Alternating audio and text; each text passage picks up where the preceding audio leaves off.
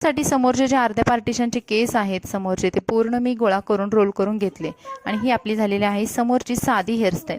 जेव्हा घाई असते त्यावेळेस तुम्ही अशा सोप्या सोप्या पपवाल्या हेअरस्टाईल वगैरे जर करत असाल तर खूप सुंदर दिसतात आणि आपला टाईमसुद्धा वाचतो। त्यानंतर पाठीमागचे सर्व केस छान विंचरून घ्यायचे आणि त्यानंतर एक पोनी बांधून घ्यायची। आता इथं पोनीला मी ब्लॅक कलरचा रबर वापरलेला आहे, कारण कधी कधी काय होतं का आपला रबर बँड हेअरस्टाईलमधून जरी दिसला तरी काळपट कलर असल्यामुळे तो बाहेर लगेच उठून दिसत नाहीये। आजची हेअरस्टाईल फक्त रबर बँड वापरून असल्यामुळे मी इथे आज 3 रबर बँड वापरणार आहे। आता दुसरे 2 आहेत ते छोटे रबर बँड वापरलेले आहेत। तर पहिला आपण जिथे रबर बँड बांधला किंवा पोणी बांधली त्याच्या काही अंतरावरती मी एक छोटा काळ्या कलरचा रबर बँड बांधला आणि त्याच्यानंतर खालच्या टोकाच्या अगोदर तिथे एक रबर बँड बांधून घेतला, म्हणजे फक्त 3 रबर बँड वापरलेले आहेत।